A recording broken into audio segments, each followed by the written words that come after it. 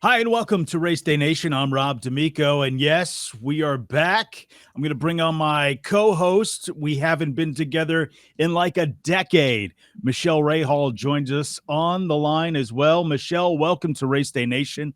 Welcome back, I should say. It's been a decade. We're going to do this all over again because, you know what? We were way ahead of our time back in the day. We invented the vlog or the video blog or whatever you want to call it. Pre-pandemic, be damned, we were way ahead. And sometimes when you strike out and you're way ahead, you don't want to be the first one in, but we were.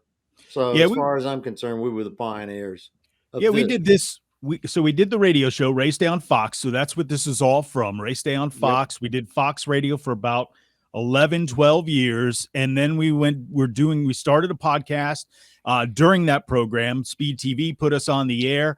We were doing some stuff on speedtv.com with the radio version. And then we did a video version that That's Speed right. did. And again, nobody was None. doing that back then. We were one of the first to get on and do that. And unfortunately, life takes place. I had to move. We did some different things. I had, kids graduating high school, going into college. Life kind of takes over, and a decade later, here we are going, hey, we were really on to something back then. Let's get this back Let's together. I fire this love doing baby this. back up again. Yeah. And I well, mean, well, we had to put a little gas back in the tank. And yeah. I mean, it's like I think John Lennon said it best: "Life happens while you're making other plans." Yeah, And it's exactly. true, and that's just what happens. Doesn't make any difference. You and I had great chemistry. We were great on the air. We had a great following. I think we were in 450 affiliates, if I'm not mistaken.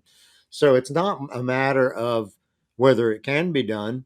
Um, we just have the energy again, and we feel like let's do this thing. Yeah, You we know? got some time. Sunday Yeah. mornings, race day. We're going to do it all over again, man. This is going to be a lot of fun. So tell me, in the last decade, what's been going on? What's life been? How's life been dealt you over the last decade? Well, it was, went into the sponsorships and things like that I was involved in. Those are the things that happened. And then my mother had a stroke, and I ended up taking care of my mother. I mean, probably the most profound thing that I've ever done. And so for 4 years, I actually took care of my mother from soup to nuts. And, again, it's one of those life things that happens, but you better be ready to deal with it. And when it does happen, you do it, and you do it with love. And it was, again, probably outside of racing cars, it beats it, the most profound thing I've ever done. And Wow, I that's loved how's every she doing, second by of the it. way? She's slipping at Yeah, 88 years old, can't move, can't see, still has her, able to talk. But, the insidious nature of dementia, especially vascular dementias, is that it's slow. And every day it's like Disneyland. She'll create a new story, but not a yeah. new story, but she'll add to the old story, which is brilliant.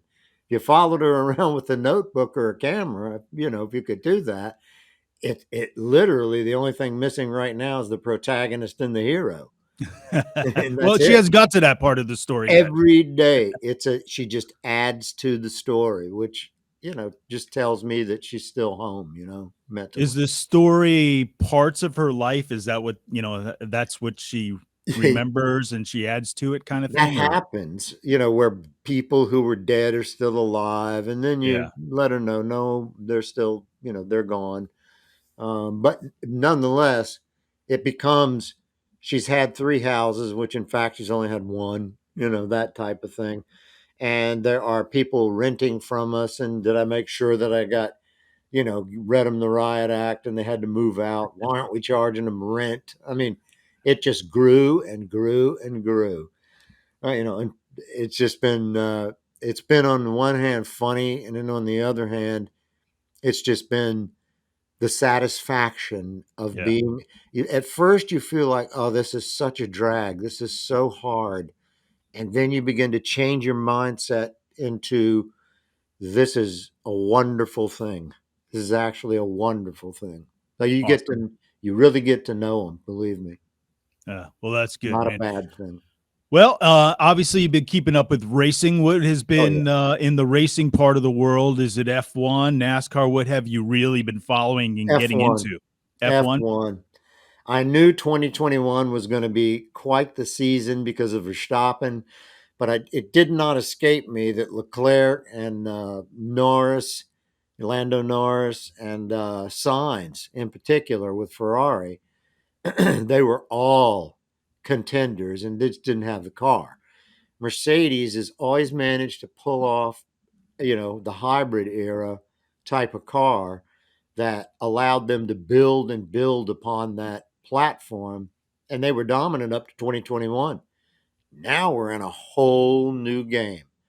Does that mean that the order of winners or potential winners is going to change? Not necessarily. If you look at the Mercedes and you look at the Ferrari, you see cars that are absolutely beautiful. They're practically shrink wrapped. They're so gorgeous. And now they're ground effects. And I'm lucky to have driven ground effects cars in the Pro Atlantic Series. And there's just something dramatically different. They were obviously trying to cure the problem of being able to pull up behind another car and not have that wash take away their ability to steer into a corner. Will that happen again? It may. It won't happen as badly with the formula that they've created, but it's probably going to happen again. These cars are wide still, shorter wheelbase. It is very much like what's happened to NASCAR. They've changed. They've gone to the next gen car, That's right. and it's more like the GT cars that you would find in GT3 or something in IMSA. Much stiffer car, stiffer suspension, stiffer, not unable to change the stagger on the cars. And they look on the surface like what you'd buy in a showroom, but underneath, man, they're 100% racing cars, and these guys are having to get used to it. Center lock wheels, that I'm waiting to see. I really haven't seen the A team, practice with those center locks. And today at the Daytona 500, I'm expecting to see either calamity or somebody trying to imitate Red Bull with a 2.1 second stop, which I Yeah. don't think is going to happen. No. But the cars are No. stiff. We saw that, and you brought that to my attention. What happened to the driver last night in that crash? The That Xfinity was, race. yeah, it was brutal. I saw it on YouTube and just thought, holy smokes, Yeah. And the guy walked away. Like instantly put the window net down, got out of the car and was done. Walked away from the crash. And I mean, the crash, he got backwards up in the fence. It started to Yeah, rip the front and back end off the engine. The motor comes out of the car. The axle was ripped from the bottom. And that stayed with the car. So it was tethered nice, but the other parts and pieces just flew. And where he hit the fence was actually the part where Michael Jordan and yeah, Bubba Wallace were up there with their campers, and they had debris fly up into their camping area. And nobody, luckily, was hurt. But a serious crash yesterday. They had to repair the fence. Hopefully, that is done by now for the Daytona 500, which those guys, they've worked overnight to get that done. But a serious crash. If you have the opportunity, I'll put a link up on RaceDay Nation with the YouTube video, because it's a serious mess. When that car got up, and we used to remember the old wings when the car turned around. Every time up the in the car air. would Yeah, go up in the air. I mean, seen so many of those, but now with the way these cars are set up, and even with the Cup Series cars, they have a diffuser in the back that actually drops down when the roof flap opens up. That'll drop down to help keep that car on the ground. So there's a lot of safety things that are new with the new car as well, that the Xfinity and trucks don't quite have yet, but yeah, they're going to get there. And I think one of the big things you're going to notice today is with the composite body with the Cup cars, they may be able to take a little more damage side by side beating and banging a little bit. Not so much. You're not going to do that here at Daytona on the super speedway, but once we get to some of these mile and a half tracks, Right, I think right. I think the new Atlanta Motor Speedway should be pretty interesting because you're going to get that mile and a half track almost with the super speedway with the new banking that they put in there. You know, the one thing about touching and bumping and rubbing with carbon fiber is if it starts to shatter, those pieces go everywhere and they go right through the tires. So you could end up with a crash and then 4 or 5 cars having to change tires, come in and change tires because they've gone flat. But as far as I could tell from the Xfinity race last night, these guys were in lanes 3 wide and 10 deep, 20, 15 deep, depending on the line. So the restrictor plate or the restrictor venturis now, the spacers, that they're doing their job, but it's still pack racing. They've still got that pack going. I'm very interested to see what happens today with the Cup cars. These guys are being very cautious because the cars are stiffer. They're a little more skittery. They don't hold as well as they used to. I think Villeneuve brought that up more than anything. That was his shock. Is wow, these cars are not like I remember.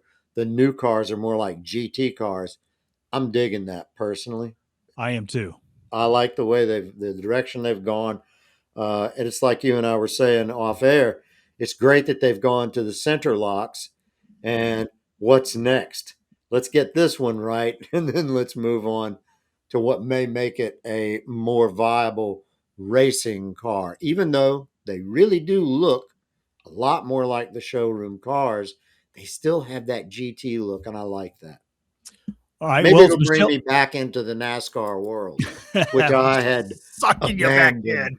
Yeah, say, yeah, exactly. Every time I try to get out, they just pull me back in. He's Michele Rahal and Rob D'Amico. This is RaceDay Nation. After a decade, we're back doing it again. I'm obviously broadcasting from my home here in Atlanta, Georgia. It's a little cold. I'm down in the basement here, but absolutely love it. You can kind of see in the background here. I got my simulator right here, my music studio back behind me, Yeah, and you I can't love, see the well that's over there. yeah, Put the get the lotion in lotion. the bad basket.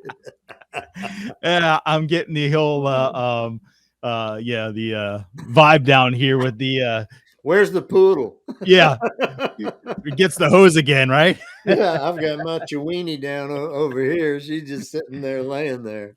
I'll She's have a good dog. You had her you showed us on the camera here earlier, Yeah, but I'll probably show her again a little later. We're gonna have to get her a Race Day Nation little sweater or something to sweater, put on. yeah. Yeah, My becomes the wife mascot. loves putting a sweater on our dog, but the dog absolutely loves it. She's like, "Hey, look at me! Look what I got on!" Oh It's just one yeah, of those. they get proud. Animals. Yeah, I've worked with animals now for about 7 months with a consulting sort of a thing, and you develop a love for these creatures. You begin to understand that they are sentient beings, and they understand more than we think they do. They evolved with us, and yeah, it's a beautiful thing to see. It's one of those situations where we mistreat the animals. The way we treat animals is the way we treat ourselves, and we can learn a lot about being human from these animals, particularly dogs. yeah. No So kidding.